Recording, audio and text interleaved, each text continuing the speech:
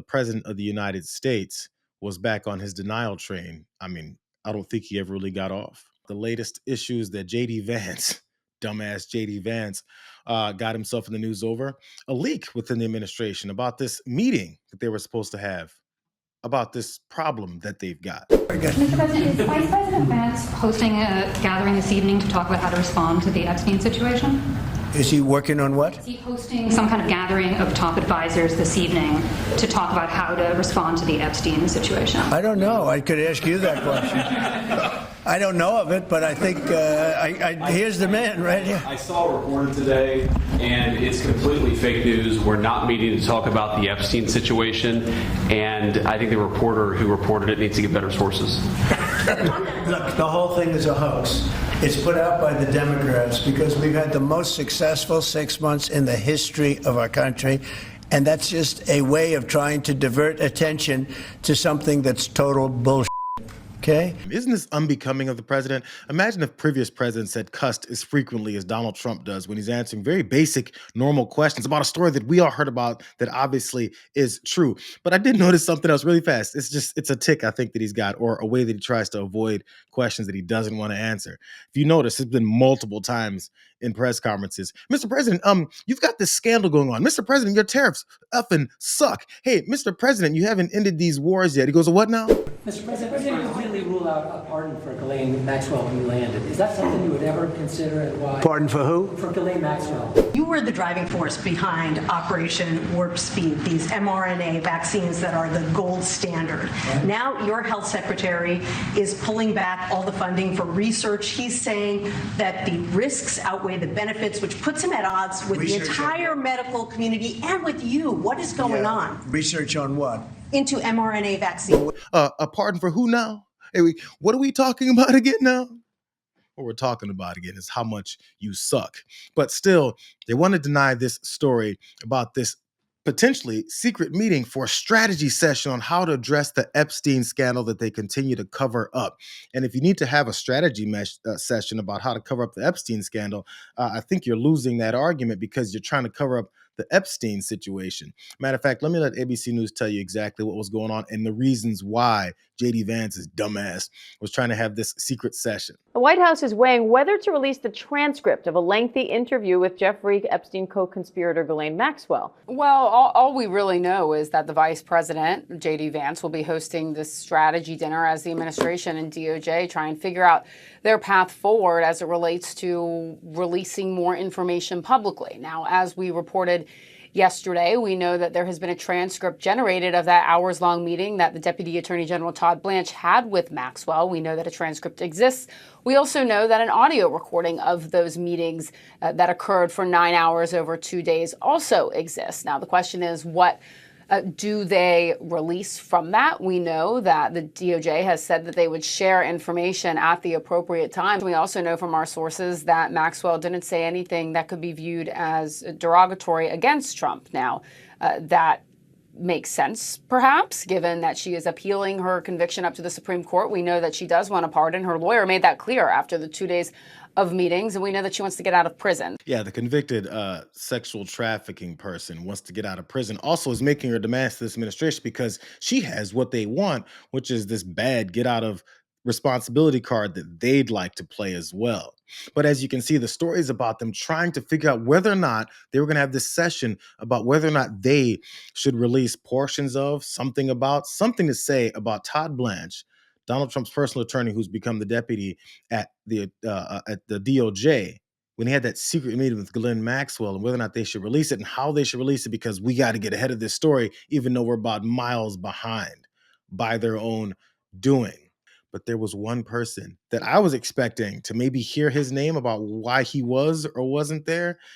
They explained that as well. At this meeting will be the Deputy Attorney General Todd Blanche, the Attorney General Pam Bondi, FBI Director Kash Patel, and we believe the Chief of Staff, the White House Chief of Staff, Susie Wiles, will also be in attendance.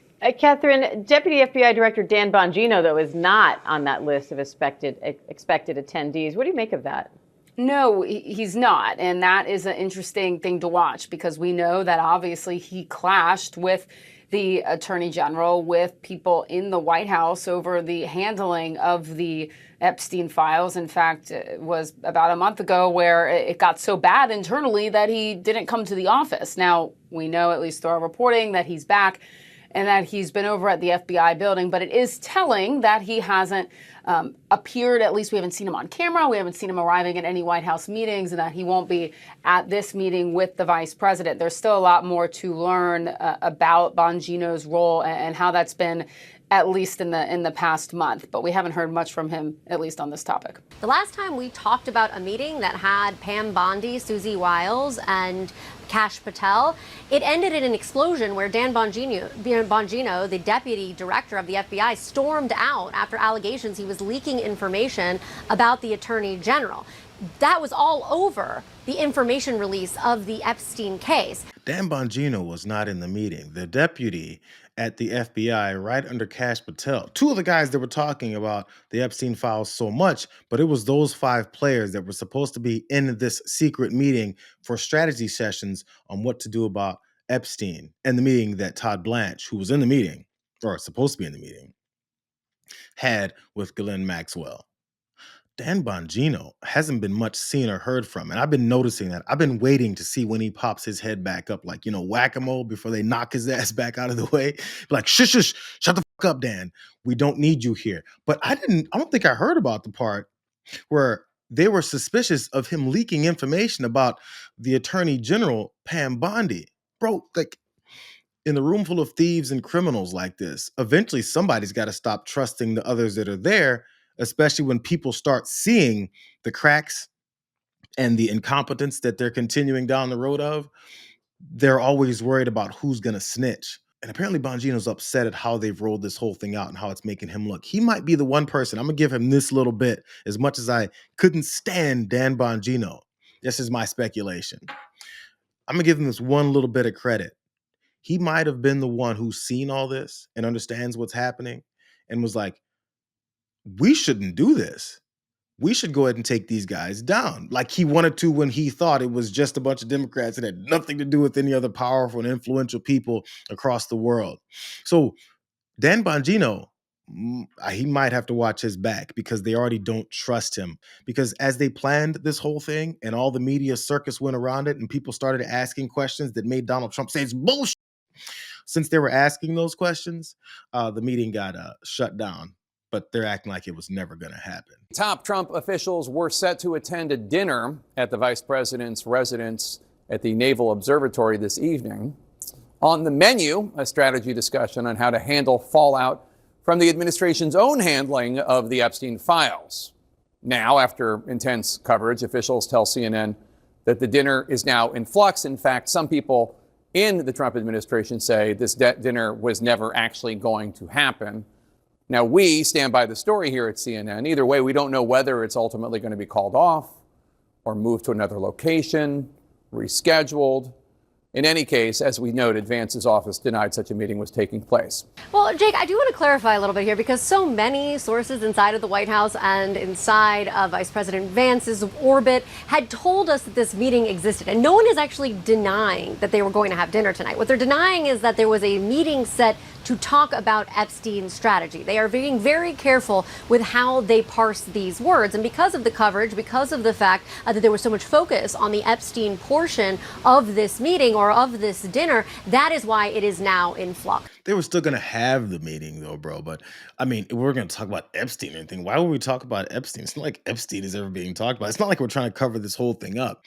This is what so many people are still missing. And this is what I was looking for right when I heard it. You can have a secret meeting about how to approach the Epstein scandal and how you're covering it up, but no mention of the victims. No mention of what you're going to do to get to the bottom of this whole thing by talking to the victims or the victims that are no longer with us, their families, about what they went through, because that should be the main focus here, instead of literally showing we're here to talk about covering this up and maybe making this go away. They've openly said things like that.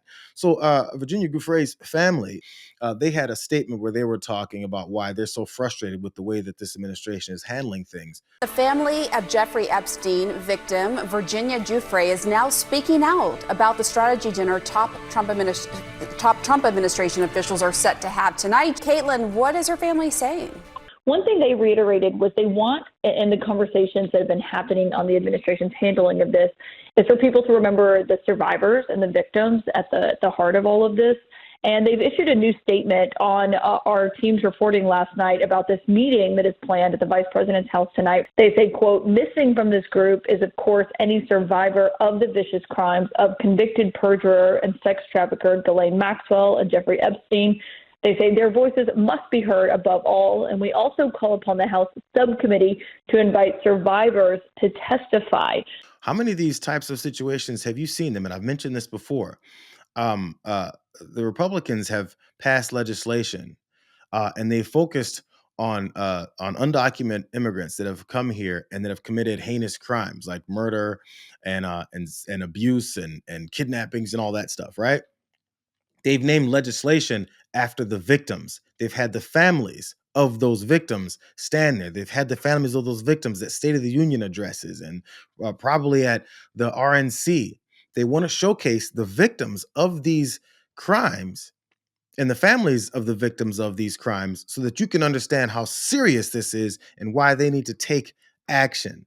But for some reason, they've completely ignored the victims of this huge sexual trafficking ring from a guy that they said was a creep and the worst person ever. But why come you're not showcasing these folks who want to talk about their family members and maybe even the victims that are still with us to talk about what it is they went through and maybe name some names?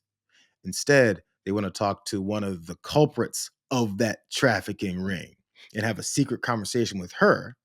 Then right before having a strategy meeting on what to release about that secret conversation with her that has to do with Donald Trump saying he just might pardon her. I think it makes a lot of sense for these families and these victims to be outraged at the way that this is going, but they can't see it because they're in full cover Donald Trump's ass mode. This is like a criminal version of The Apprentice. He sends off this group to go off. Okay, you five, you're on this team. Go off and fix this for me because they're on my ass. Don't invite Dan. Bongino's going to fuck everything up. Bongino has been fired from The Apprentice of covering Donald Trump's ass on the Epstein files right now.